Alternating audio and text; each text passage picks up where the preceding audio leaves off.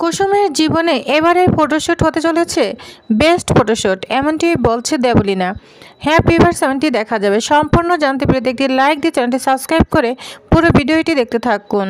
গল্পের শুরুতেই আমরা দেখতে পাবো আয়ুষ্মান কম্পিউটারে সে চোখটার সঙ্গে কথা বলছে। জানো তো, আমি এখনও জানি না তুমি কে, তবে তোমার সঙ্গে আমি গল্প করে সারা জীবন কাটাতে পারবো। আচ্ছা, এমনও তো হতে পারে তোমার সঙ্গে আমার আচমকা দেখা হয়ে যেতে পারে, এরকম তো হতেই পারে বলো। তখনই ওইখানে কুসুম চলে আসে। কুসুম বলতে থাকে, ছোট সাহেব শুভ সকাল, এই বলে আয়ুষ্মানকে একগুচ্ছ ফুল দিয়ে দেয় আর বলে, নিন ছোট সাহেব। তখন আয়ুষ্মান বলতে থাকে, জানো তো কুসুম, তোমার এই সকাল সকাল শুভ সকাল বলা আর এই ফুল দেওয়া জানো তো আমার দিনটাকেই না একদম পারফেক্ট করে দেয়। যা শুনে কুসুম অনেক খুশি হয়ে যায়। তখনই হঠাৎ করে কুসুমের ল্যাপটপের দিকে চোখ পড়ে। বলছে, ছোট সাহেব আপনি এখন এই চোখটার সঙ্গে কথা বলেন। তখন আয়ুষ বলে, হ্যাঁ জানো তো, এই একটা মুহূর্ত এই চোখের দিকে তাকিয়ে জানো তো আমি সারা জীবন কাটিয়ে দিতে পারবো। তখন আয়ুষ্মান বলে, সরি, আমি তোমাকে আমার মনের কথা বলে ফেললাম। তখন কুসুম বলতে থাকে, শুনুন ছোট সাহেব, জানেন তো আমারও না কোনো চাওয়া নেই, যা পেয়েছি আর কিচ্ছু চাওয়ার নেই। যে আমাকে বন্ধু ভাবে তার সঙ্গে গল্প করে না আমি সারাটা জীবন কাটিয়ে দিতে পারবো। তখন যা শোনা আয়ুষ্মান ও কুসুমের দিকে অবাক হয়ে তাকিয়ে আছে। তখন কুসুম বলে, ছোট সাহেব আমি তো ভুলেই গিয়েছি, দেবীমা আপনাকে ডেকেছে। যা শুনে তো অবাক হয়ে যায় আয়ুষ্মান। বলছে, এ কথাটা তুমি আমাকে এখন বলে কুসুম? এই বলে তাড়াতাড়ি করে আয়ুষ্মান ওইখান থেকে চলে যায়। এদিকে কুসুম আয়ুষ্মানের ল্যাপটপ দিকে তাকিয়ে বলতে থাকে, জানি না আপনি কে, তবে জানেন তো আমি সবসময় চাই ছোট সাহেব তার ভালোবাসার মানুষকে নিয়ে ভালো থাকুক। এটা বলে খুব খুশি হয়ে যায় কুসুম।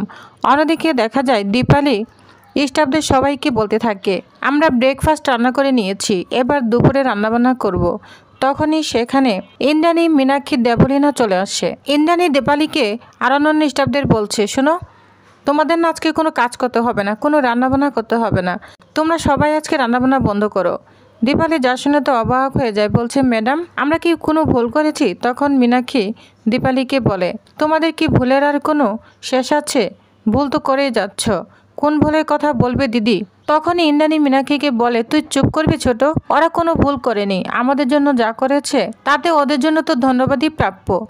তখন মীনাক্ষী বলতে থাকে, ওরা আবার কি করলো দিদি?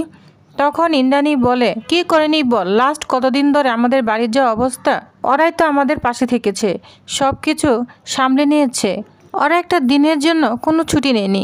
তখন দীপালি বলে, ম্যাডাম আমরা তো শুধু আমাদের দায়িত্বটাই পালন করেছি। তখন ইন্দ্রাণী বলে, এটা কি শুধু দায়িত্ব?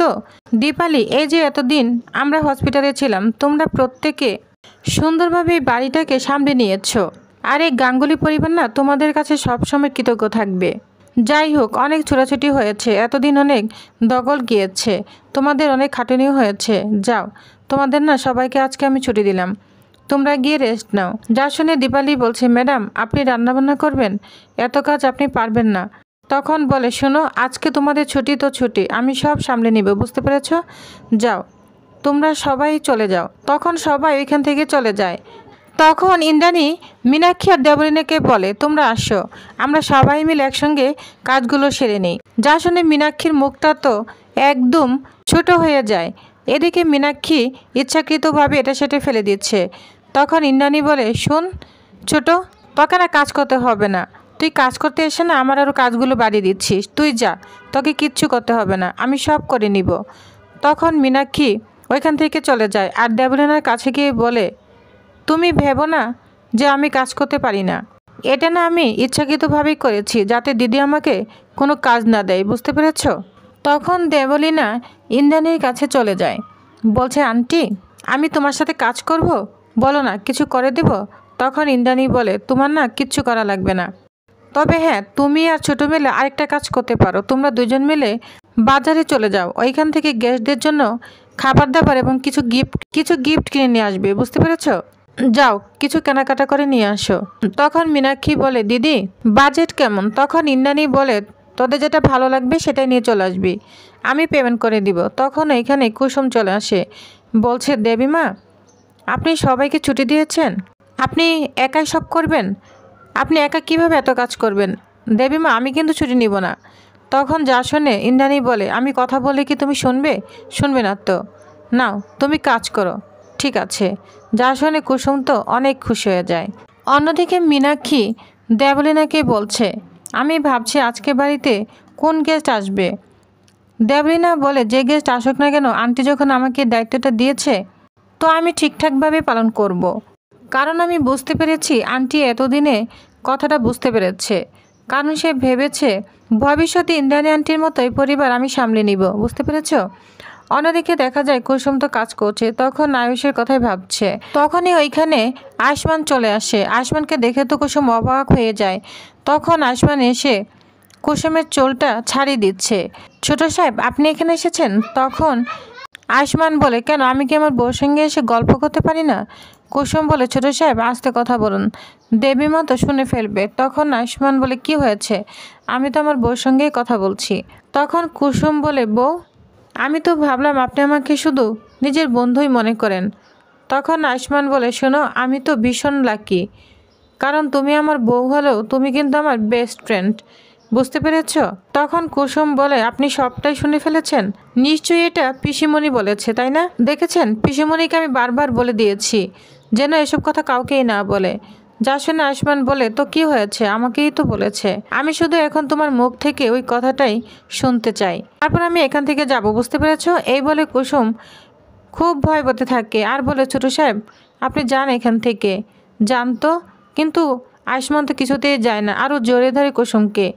তখন বলে, ছোট সাহেব, দেবীমা কিন্তু দেখে ফেলবে, অন্যরাও কিন্তু চলে আসবে, আপনি তাড়াতাড়ি চলে যান। তখন ইন্দ্রাণী বলে, কিরে কুসুম, তুই কার সঙ্গে কথা বলছিস? কুসুম বলে, কই না তো, কারোর সঙ্গে কথা বলছি না, মনে হয় বিড়াল এসেছিল। তখন ইন্দ্রাণী বলে, বিড়াল? কই বিড়াল? আমি তো কোনো বিড়ালই দেখছি না।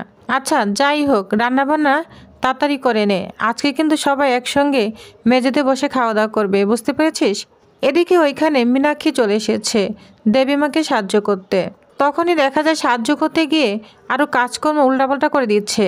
তখন ইন্দ্রাণী বলে, কি করছিস ছোট, একটা কাজও তো ঠিক মতো করতে পারিস না। তখন মীনাক্ষী বলে, ঠিক আছে দিদি, আমি ঠিক করে দিচ্ছি। আর মীনাক্ষীকে ইন্দ্রাণী বলে, আচ্ছা আচ্ছা, গিফটগুলি কি তোমরা ঠিক মতো এনেছো? তখন দেবলীনা বলে, হ্যাঁ আন্টি, সব ঠিকঠাক মতোই এনেছি, তুমি যেরকম পছন্দ করেছো এবং এই বাড়ির যে স্ট্যান্ডার্ড রয়েছে ওইভাবেই এনেছি। তখন ইন্দ্রাণী বলে, ঠিক আছে। তখনই এখানে আয়ুষ্মান চলে আসে। আয়ুষ্মান আসলে আয়ুষ্মানকে ইন্দ্রাণী সব কাজ বুঝিয়ে দেয় এবং আয়ুষ্মান এবং তার বাবাও চলে আসে। কিন্তু দুজন একজন ওষুধ খায়নি, ইন্দ্রাণী তাদেরকে নিয়ে ওষুধ খাওয়াতে যায়। এদিকে দেখা যায় শঙ্কর চলে এসেছে ভিতরে। শঙ্করকে দেখে দেবলীনা রাগান্বিত হয়ে যায়, বলছে, তুমি তো ড্রাইভার, তুমি বাড়ির ভিতরে কি করছো? আজকে তো আমাদের গেস্ট আসবে, ওরাই আসবে। তো শঙ্করের সঙ্গে অনেক খারাপ ব্যবহার করতে থাকে, এমনকি ধাক্কা দিয়ে ফেলে দেয়। তখন কুসুম এসে ধরে ফেলে, বলছে, আপনি আমার বাবার সঙ্গে এরকম আচরণ করতে পারেন না। তো দুজনের সঙ্গে তর্ক লেগে যায়। তখন এইখানে ইন্দ্রাণী চলে আসে। ইন্দ্রাণী এসে দেবলীনাকে বলতে থাকে, ওরাই আজকে আমাদের গেস্ট। বুঝতে পেরেছ? তখন সব স্টাফরা চলে আসে। সবাইকে দেখে তো দেবলীনা অবাক হয়ে যায়। তখন বলছে, আন্টি, এরা তোমাদের গেস্ট? মানে এরা আজকে গেস্ট? তখন বলে, হ্যাঁ, ওরা আমাদের জন্য যা করেছে একটা দিন ওদেরকে আমরা খাওয়াতেই পারি। বুঝতে পেরেছ? যাও, আজকে আমরা সবাই মিলে ওদেরকে আপ্যায়ন করব। তখন দেবলীনা মীনাক্ষী ইচ্ছা না থাকলেও সবাইকে আপ্যায়ন করতে থাকে। কিন্তু দেবলীনা দেখে সবাই আছে, কুসুম নেই। তখন কুসুমকে ডাকতে রান্নাঘরে যায়, কিন্তু কুসুম কিছুতে এখানে আসতে চায় না। জোর করে নিয়ে আসে দেবলীনা, বলছে, আন্টি, ও তো এখানকার স্টাফদের মতোই, তাহলে ও কেন এখানে খাবে না? তখন দেবলীনা বলে, না, ও আজকে এখানে খাবে না, আমাদের সঙ্গে খাবে। যা শুনে দেবলীনাও তো অবাক হয়ে যায়। তখন কুসুম বলে, না দেবীমা, আমি আমার জায়গাটা বুঝি, আমি ওদের সঙ্গেই খাবো। কিন্তু তখন ইন্দ্রাণী খেতে দেয় না, হাত ধরে টান দিয়ে তার কাছে নিয়ে নেয়, বলছে, শোনো, তুমি আমাদের সঙ্গেই খাবে, আর শোনো, এই ফাইলটা নাও, এই ফাইলটাকে সাইন করো, পরে আমাকে দিয়ে দাও। তখন কুসুম বলে, ম্যাডাম, এর মধ্যে কি রয়েছে? তখন ইন্দ্রাণী বলে, আগে পড়ো, তারপর সাইন করো। তখন মীনাক্ষী ওইটা নিয়ে নেয় কুসুমের কাছ থেকে, বলছে, দিদি, এত টাকা? তখন বলে, হ্যাঁ, ওকে আমি মাস গেলে এখন থেকে এই টাকাটাই দিব, কারণ ও প্রাপ্য। তখন তো মীনাক্ষী দেবলীনা অবাক হয়ে যায়।